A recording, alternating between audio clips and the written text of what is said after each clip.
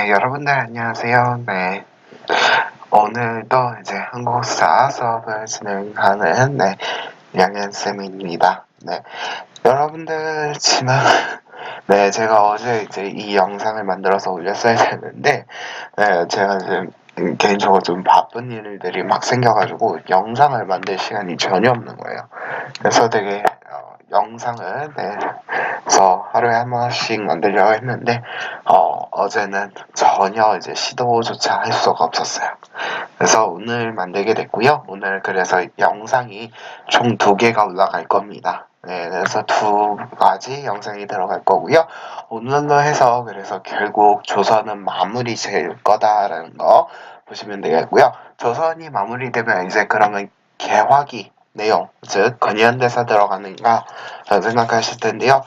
근현대사는 조금 잠시 접어두고 삼국으로 돌아갈 겁니다. 네, 삼국으로 돌아가서 우리가 삼국시대부터 이제 조선시대까지의 경제, 그리고 사회, 문화 파트 얘기를 좀 하려고 해요. 그래서 한 번은 이제 삼국부터 남북국 시대까지의 사회, 경제, 문화 얘기할 거고요. 또 하루는 이제 고려, 그리고 또 하루 해서 조선까지 할 건데요. 그래서 약간 고려와 조선은 하루하루씩 잡고 들어갈 거기 때문에 아마 그 내용도 대부분 꽤 많은 시간이 필요할 것 같아요. 하루 한 3개 정도 영상으로 나눠서 올라가지 않을까 싶고, 조선 같은 경우도 그게 하루치에 할지 아니면은 이틀분에 나눌지는 저도 모르겠어요. 그래서 최대한 이제 조금 좀 양은 늘어날 수 있긴 합니다만 어쨌든 이제 그렇게 진행이 될 거고요. 그리고 개화기 파트, 근현대사 파트 10강, 그리고 최대한 이제 그 사회경제 파트는 좀 삼국부터 조선까지 그 파트 경제 사회 문화 파트는 최대한 집약 형태로 강의를 할 것 같고요. 네, 그 다음에 그리고 그래서 한 최소 이틀에서 3일 내지에 끝내려고 합니다. 그리고 이제 개화기가 10강 정도로 구성이 되어 있어요. 그래서 10강을 하고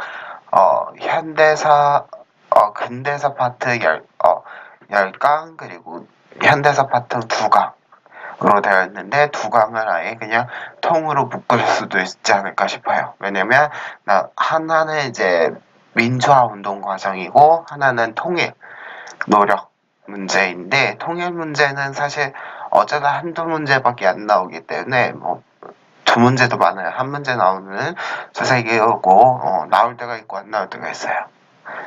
그렇기 때문에 올해는 나올 것 같고 내년도 나올 것 같아요. 왜냐면 지금 남북 간의 화해 모드를 진행하고 있기 때문에 통일 과제 문제는 나올 확률이 높아요.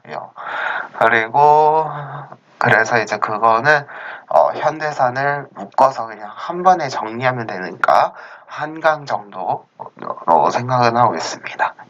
그렇게 해서 마무리 짓는 과정 해볼 거고요. 그래서 이제 강의가 몇 번 안 남았다. 물론 근현대사가 좀 많이 남아있긴 하지만 많이 안 남았고, 근현대사도 최대한 묶을 수 있는 건 묶어서 얘기를 해보려고 합니다. 자, 그러면은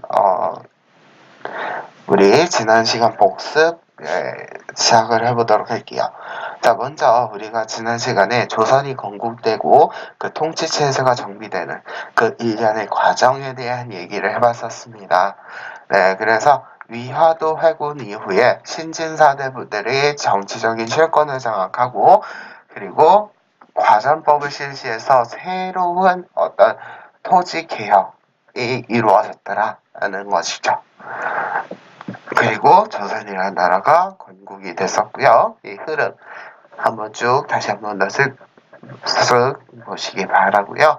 자, 그래서 조선 초기의 국가 기틀을 확립하는 이쭉 일련의 과정들이 있는데, 우리 이제 태조 같은 경우에는 조선을 건국했고, 그래서 나라 이름이 국호가 조선이 되고, 이때 한양으로 수도를 옮기더라라는 거 보시면 되겠고, 정도전이라는 인물이 주도하에 해서 성리학적인 통치 이념을 형성이 됐더라 라는 것도 볼 수 있겠고요.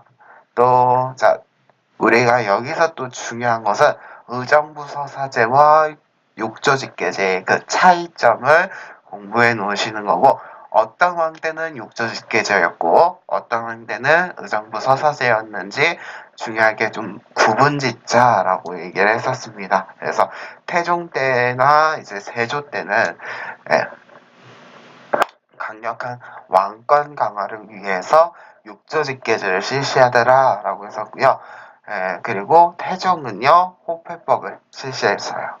그래서 국가 경제 기반을 확충해 나갔다는 거 보시면 되겠고, 세종은요 의정부 서사제를 실시하고 집현전을 설치해서 학문과 정책을 연구하고 경연을 통해서 어떤 토론에 관한 신화와의 균형적인 발전 과정을 정치 체계를 보이고 있었다라는 것도 볼 수 있겠고, 사군육진을 개척을 해서 여진을 정벌하고 우리의 국경선을 수호하는 그런 모습도 볼 수가 있겠죠. 그리고 세조 때는 다시 육조직계제가 부활하고 집현전과 경연이 폐지되면서 게 되고요. 이때 과정법에 반하는 직정법도 실시가 됩니다. 그래서 직정법은 무슨 차이가 있는가라고 보시면 되겠냐면, 과정법은 전직과 현직 관리들에게 주던 땅이죠. 그런데 반면에 직정법은 그래요. 그렇죠? 직정법은 현직 관리에게만 주는 땅을 주는 제도다. 법이다. 보시면 되겠고, 성종 때는 홍문관을 설치해서 이 집현전을 개성하는 홍문관을 설치했고, 경연을 다시 활성화시키는 그런 모습을 볼 수가 있겠고요. 그리고 이제 경국대전이 완성돼서 조선의 성리학적인 통치 규범이 완성되는 그런 모습을 볼 수 있었고요. 자, 통치체제 정비 내용 했었죠. 그래서 중앙은 의정부와 육조 이들이 중심 체계로 담당을 했었고, 의정부는 국정을 총괄하는 기구였고, 그래서 재상들의 합의를 통해서 정책을 결정하고 심의하는 그런 그런 기구였다 보시면 되겠고, 그에 반면에 육조는 자, 그 밑에 의정부 밑에 있던 육조들은 뭐예요? 정책 집행 당당이었다 했었죠. 그리고 3사. 그래서 고려의 3사와는 달라던 이 3사들 있어요. 그래서 사헌부, 사관원, 홍문관. 그래서 이들은 권력 독점과 부정을 방지하고 언론 기능을 담당했다라는 것이죠. 그리고 승정원은 국왕의 비서 역할을 했었고요. 그리고 춘추관은 역사서 편찬과 보관 역할을 하고, 의원부는 국왕 직속 사법기관이었고, 성균관은 유학 교육에 선도했던 사람들이었다. 이거 다시 보시면 되겠고, 지방을 내용 보시면 전국을 8도로 나눴고요. 이 8도에는 관찰사를, 그리고 그 밑에 9년에는 수령이 파견이 됐었고요. 이 수령을 보좌해줬던 사람들을, 그리고 행정 실무를 담당했던 누가 있다? 향리가 있더라라는 거 다시 한 번 더 살펴보시면 되겠고, 또 유향소라고 해서 향촌의 자치기구와 수령을 보좌하고 향리의 비리를 감시하는 유향소 이런 게 있었고요. 군사는요 16세 이상의 60세 미만 16세 이상 60세 미만의 양인 남자들에게 군역이 부과되지만 양반들에게는 부과가 안 돼요. 면제 특권이 있었다는 것이죠. 그래서 오위와 이제 지방의 병역, 수형 이렇게 되어 있죠. 넘어가시고, 그 다음에 과거제를 통해서 관리를 등용했었다라는 것이죠. 그래서 원칙적으로 양인 이상이면은 응시가 가능했었고, 고위 관리가 추천한 찬거제도가 있었고, 응서가 있기는 한데요. 많이 이렇게 고려 때처럼 그렇게 되지는 않습니다. 네.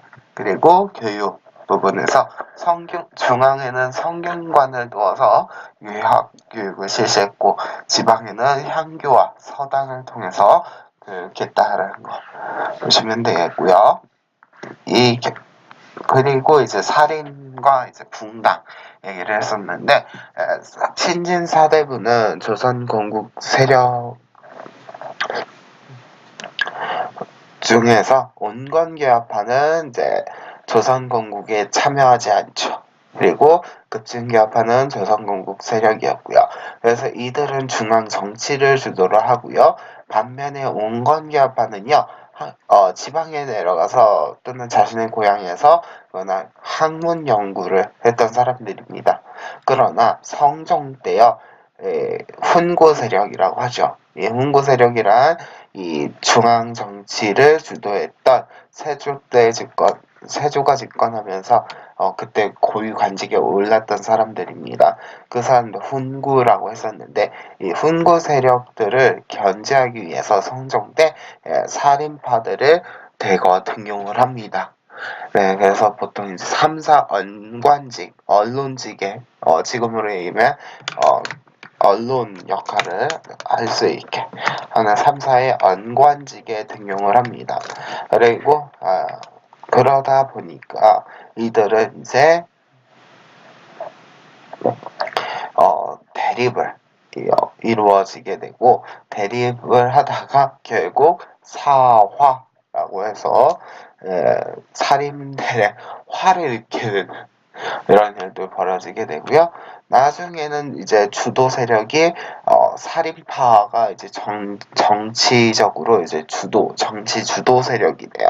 그러다 보니까 붕당이라는 게 만들어지게 되더라라는 그 얘기도 했었고요. 그 붕당 얘기를 해봤었어요. 자, 그러면은 오늘은요, 조선 초기의 대외 관계에 관한 얘기를 조금 해보도록 할게요. 자, 조선의 대외 관계, 즉 교류 체계의 이제 정책은 무엇이냐? 바로 네 글자로 정리할 수 있습니다. 4대 교린 정책이다 얘기할 수 있어요. 그럼 4대 교린이라는 게 뭐냐? 라는 것이죠. 4대 정책과 교린 정책의 을 4대 교린 정책이다 라고 해요. 뭘요? 4대와 교린을 합친 말입니다. 자, 4대라는 건 말 그대로 어떤 큰 나라를 섬기는 것, 즉 큰 나라가 이 작은 나라에 대해서 섬기는 것을 4대라고 합니다. 그래서 우리 국어 시간이나 이럴 때도 들어보셨죠. 그래서 4대 정책, 또는 이제 4대주의 이런 얘기도 많이 하고 하잖아요. 그래서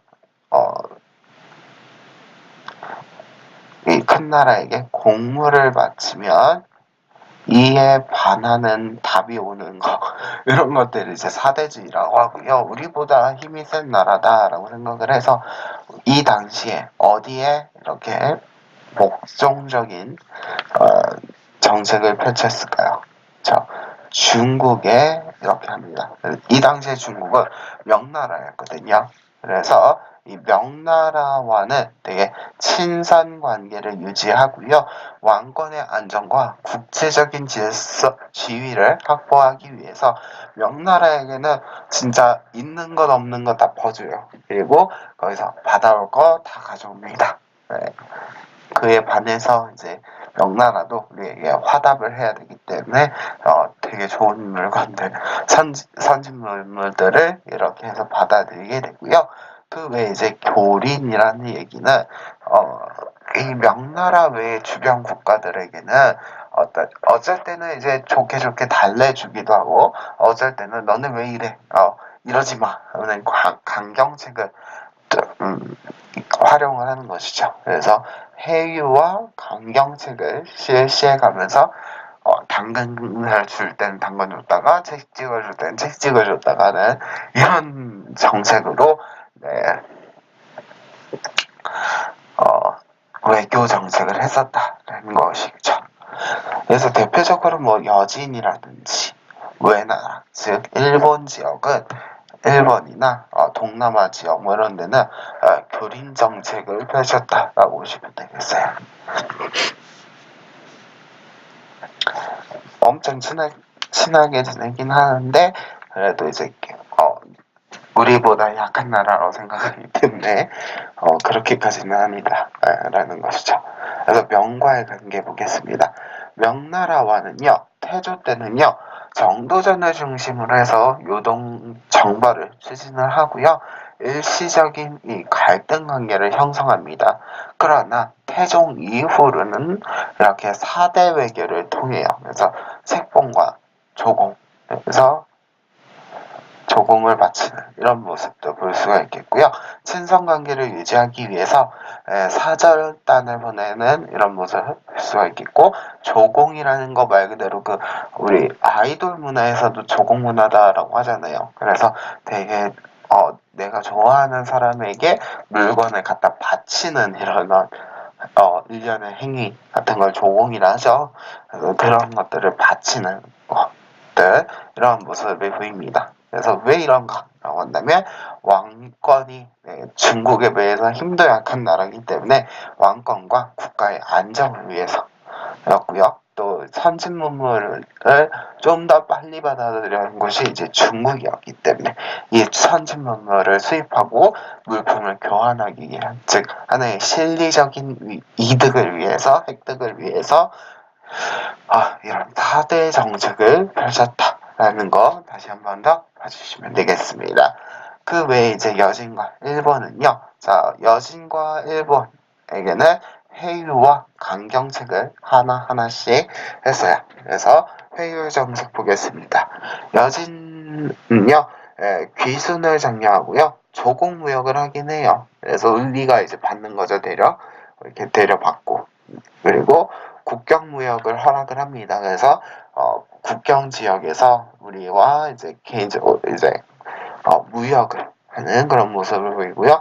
그래서 그 무역을 위한 장소와 무역소를 설치하기도 하더라. 그리고 그의 반면에 강경책으로는 사군 육진을 개척하고요. 또 이 국경 지역에는 사람이 안 살기 때문에 여기에 사람을 살게 해서 우리 땅이다라는 걸 확연하게 보여주기도 하고요. 토관이라고 해서 땅을 관리하는 그런 관리를 보내기도 하더라라는 거 그런 모습도 눈여겨볼 수 있는 포인트죠. 그리고 일본은요. 회유책으로서 삼포라고 해서 일본과 가까운 부산이라든지 제포, 연포 이런 데에 일부 항구를 열어줍니다. 그래서 제한된 교역을 활용을 하고요.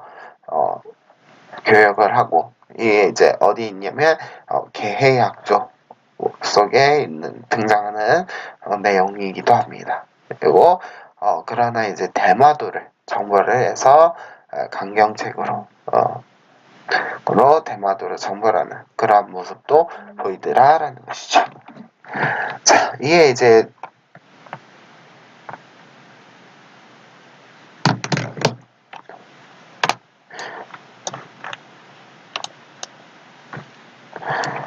그래서 제가 이제 만점 자료에도 이렇게 지도를 올려놨죠. 그래서 지도 한 번씩 보시고 사군과 육진이라는 거 이런 것도 볼 수 있겠고 명나라에 뭘 주고 받았는지 여진과도 어떤 교역을 했는지 볼 수 있겠고요. 네, 그리고 이제 일본과의 교역 관계 이렇게도 보시면 되겠고 여기 연포, 제포, 부산포 이게 3포입니다.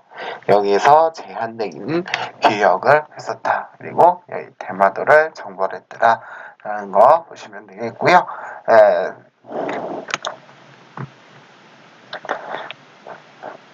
그리고 이게 이제 좀 더 자세하게 그려진 지도여서 같이 넣어놨어요. 이렇게 보시면 되겠고요.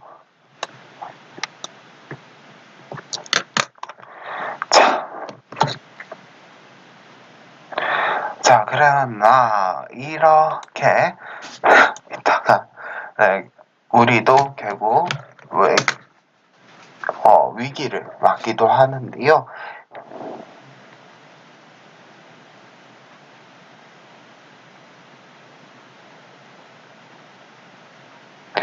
그 위기 보겠습니다. 그러면 위기 얘기를 볼 건데요. 임진왜란 얘기를 이제 들어갈 거예요. 그래서 임진왜란이 왜 발생하게 됐는가? 자, 일단 이렇게 3포, 세 개의 이제 포에서 뭐랄까요, 제한적인 외교 형태, 이제 교역 형태를 보였었죠. 이게 이제 제한된 이런 모습 교역을 벌이기 때문에 일본의 입장에서는 우리가 왜 이렇게 굳이 이렇게까지 제한된 그렇죠? 그런 모습을 보여야 했는가? 네. 그렇죠. 그래서 굳이 이렇게까지 해야 되는가? 그렇죠? 그래서 3포에서 외란이 벌어집니다. 3포에서 외란이 벌어지고 또 을묘외변이 발생을 하기도 하는데요. 명종 때요. 네, 을묘외변이라고 하는 건 명종 때 삼포에서 외인들, 즉 일본 애들이 난동을 부린 사건이에요. 그래서 이때 이제 이에 대한 제재 조치로서 이제 일본에 대한 무역을 제한을 하는 그런 모습도 보이게 됩니다. 그래서 갑자기 일본 애들이 난동을 치니까 이거 좀 꺼림칙한데? 라고 해서 이를 계기로 임시기구로 이제 비변사라는 것을 이런 임시기구로 비변사라는 임시기구를 설치를 하게 됩니다. 그러나 일본 내에서는요 도요토미 히데요시가 일본의 전국을 통일을 하는 모습을 볼 수가 있겠고요. 그래서 전국을 통일하고 나니까 너무 평화로운 시기가 갑자기 찾아오게 된 것이죠. 그래서 이 평화로운 시기 어떻게 할까 하다가 대륙으로 진출하자. 그래서 명나라에 진입을 해야 되는데 거기에 걸림돌이 어디야? 조선인 것이죠. 그래서 조선을 통해서 명나라로 들어가려고 하니 길을 열어라 라고 하는데 누가 미쳤다고 너네 일본 분들 어서 지나가세요 라고 하겠어요. 그리고 명나라 우리에게는 거의 아버지 같은 나라인데 침입해 주십시오 하고 문을 여는 미친 나라가 어디 있겠습니까? 그렇죠? 그래서 결국 전쟁이 터지게 되는데요. 그게 바로 뭐다? 임진왜란입니다. 그래서 임진왜란은요, 전 부산을 통해서 침입을 해오게 되고요. 부산을 통해서 침입을 해서 침략을 하고 쭉쭉쭉 올라옵니다. 그래서 충주까지 올라서 전투를 하긴 합니다만 결국 패배를 해요. 그 패배의 쓴맛을 느낀 선조는요 위기감이 있었던 것이죠. 그래서 의주까지 피란을 합니다. 지금의 이제 신의주 지역이에요. 신의주 지역까지 쭉 북쪽으로 올라가는 거예요. 그렇죠. 그래서 북쪽에 올라가서 명나라에게 우리 좀 도와주세요. 라고 원군, 명나라 군대를 보내달라는 그런 요청을 보내기도 합니다. 그러나 그 반면에 바다에서는 바다에서 그리고 일반 백성들이 모인 의병들이 정말 열심히 활약을 합니다. 수군, 즉 지금으로 얘기하면 이제 바다를 지키는 사나이들이죠. 그래서 수군 중에서 대표적인 인물 누가 있어요? 이순신이죠. 이순신은요,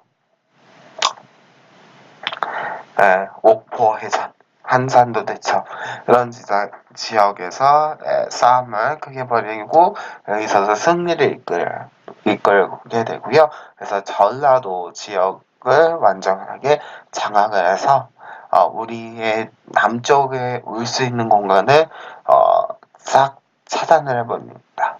그래서 바다에서만 싸워가지고 바다에서부터 이제 막아내는 것이죠. 침입을 막아내고 병사들이 일본 병사들이 육지로 올라올 수 없게 만들어버려요.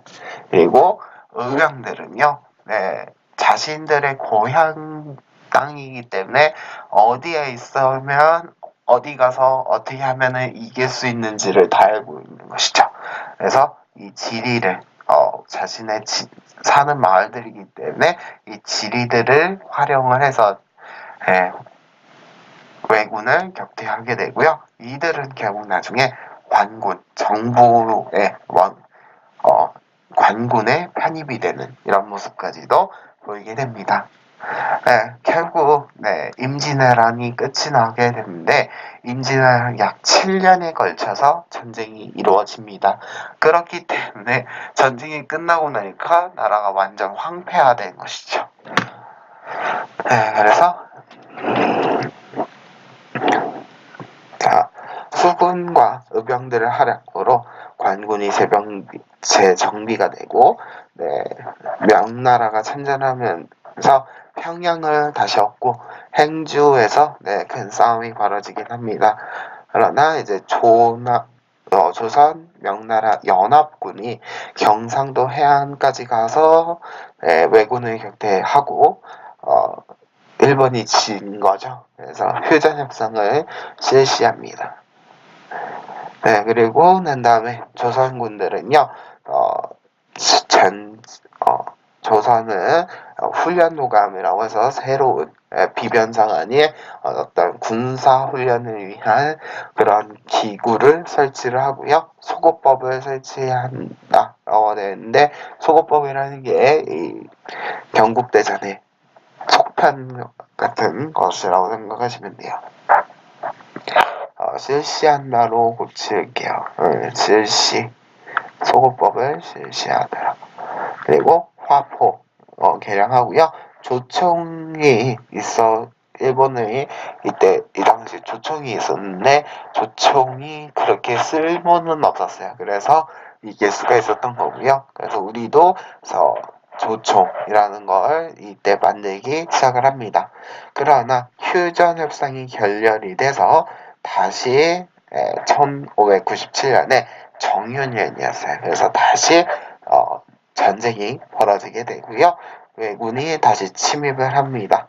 그래서 직산전투 명란대첩에서 왜군을 격파하면서 도요토미 히데요시가 사망하니까 결국 왜군들이 철수를 하고 결국 모든 전쟁이 끝이 나게 됩니다. 그러면 이 외란의 결과 어떻게 됐는가 하냐면 조선은 당연히 인구수가 떨어질 수밖에 없고 감소할 수밖에 없었고요. 농사 짓던 땅덩어리들 다 쓸 수가 없게 돼요. 그러니 당연히 나라의 재정은 궁핍해질 수밖에 없었고요. 이 당시에 만들어져 있던 문화재들 싹 다 불타게 됩니다. 그리고 명나라는요, 너무 긴 전쟁을 겪은 나머지 국력이 떨어지게 되고요. 이 당시에 여진이 많이 성장을 하게 돼요. 그러면서 명나라에서 청나라로 교체되는 그러한 모습이 보이고요. 일본은 에도막부가 이때 성립이 됩니다. 그리고 일본 문화가 발전을 하고 조선의 다시 국교를 재개 요청하는 모습을 보이고요. 그 결과 기유약조라는 걸 체결하고요. 예, 우리도 그래서 통신사를 파견하는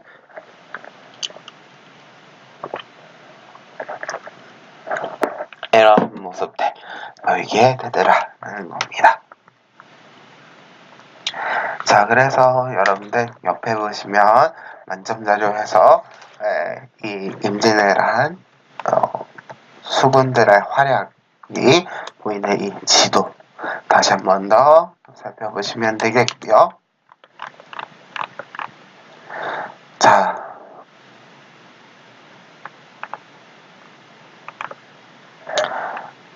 이 이후에 등장한 왕이 누군가라고 하려면 바로 광해군이었습니다. 그래서 광해군은요, 명나라는 힘이 떨어지고 새로 등장하고 새로운 세력이 이제 청나라죠. 그러다 보니까 이 청나라와 명나라의 관계에서 어떠한 이제 외교를 펼쳐야 되는가 해서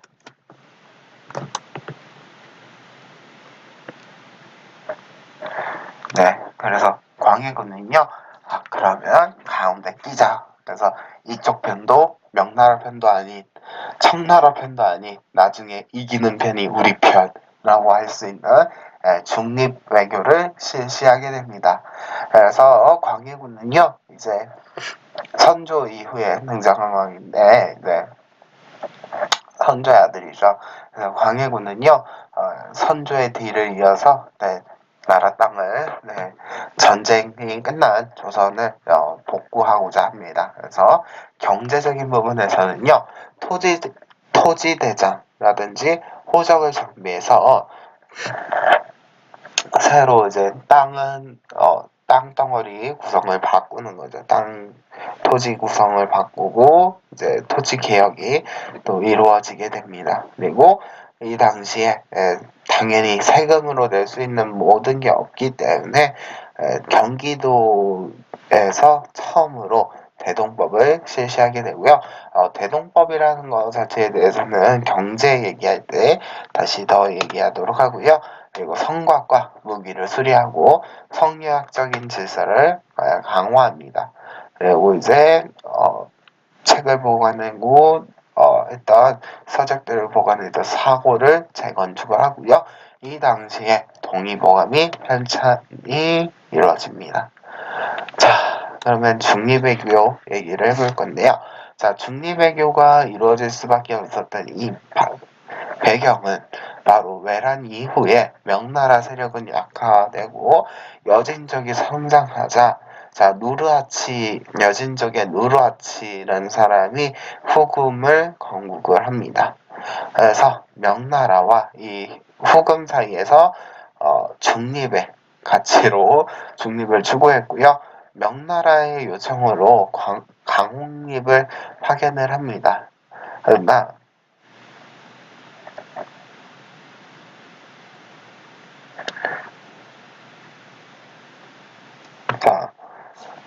이해도 못하는데 파견을 하고요. 그러나 후금에게 투항을 하죠. 나중에 투항을 하면서 이 충돌을 피하게 되고 후금과의 충돌을 피하면서 안정을 통보했다라고 보시면 되겠고요.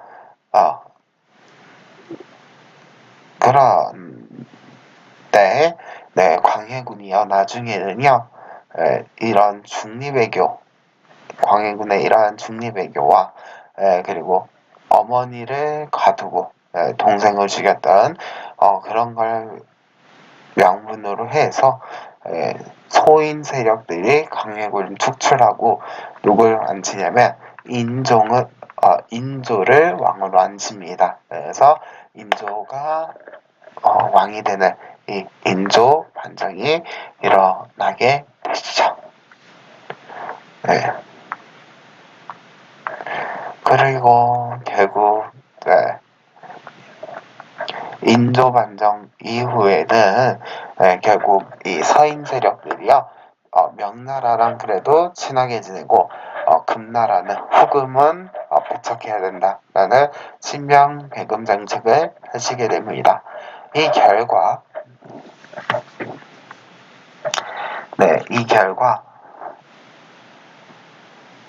어떻게 되는가? 이 이괄의 난을 계기로 해서 후금이 침략을 하게 되는데요.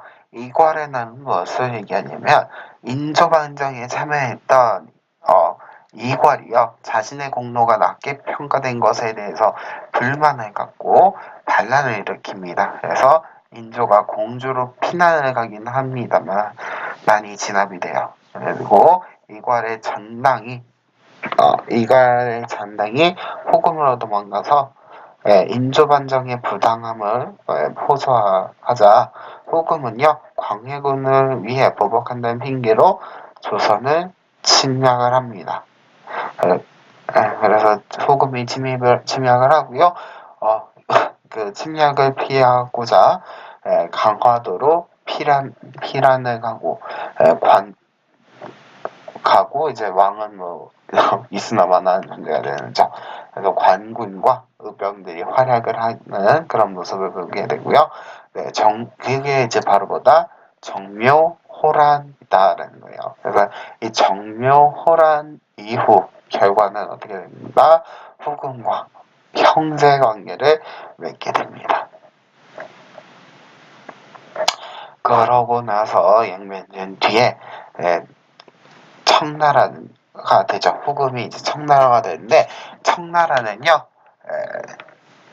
우리 조선에게 이제 형제 관계가 아닌 군신 관계를 요구해요. 그래서 군신 관계를 요구하니까 당연히 또 두 파가 나뉘죠. 그래서 주전론에서 싸우자라는 사람이 있고 조화론 그냥 평화롭게 지내자라는 이 두 파가 대립을 하게 되고 결국 어떻게 되면 이 청나라의 요구를 거절하게 돼요. 그래서 거절을 하자 청나라는 결국 그래서 이건 싸우자는 얘기구나. 그래서 결국 싸움이 이루어지죠.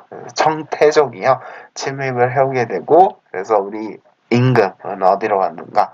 인조는 어디로 가요? 남한산성으로 항전을 하게 됩니다. 그러나 남한산성에게 갇히죠.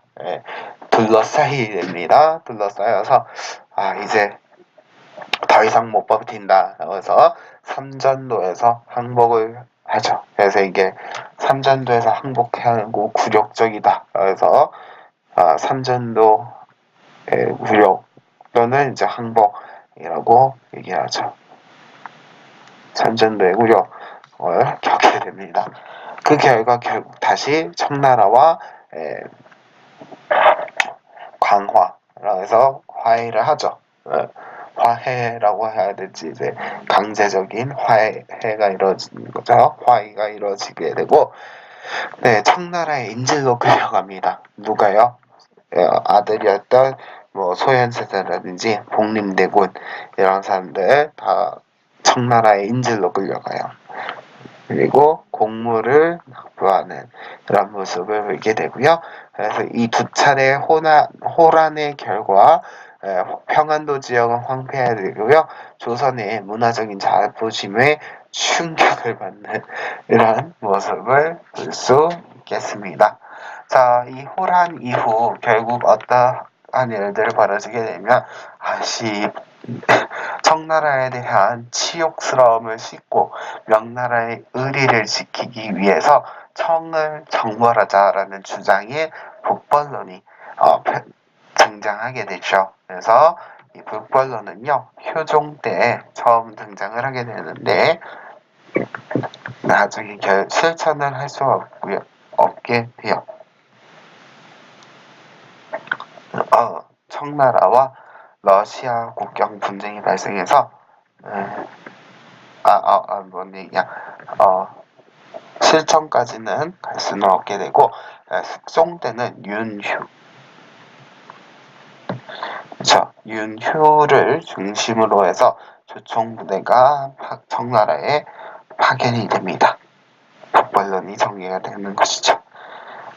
그리고 나중에는요 효종 때 청과 러시아의 국경 분쟁이 발생을 하게 되고 청의 요청으로 두 차례의 조총부대를 파견하는 이런 모습도 보이게 되더라. 이게 이제 나선 정벌이다라는 겁니다.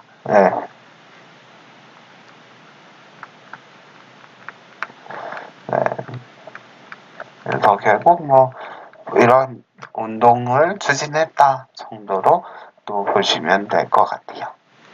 그래서 제가 또 지도 넣어놨으니까 한 번 더 살펴보시면 되겠습니다. 자, 그리고 기출문제가 있는데요.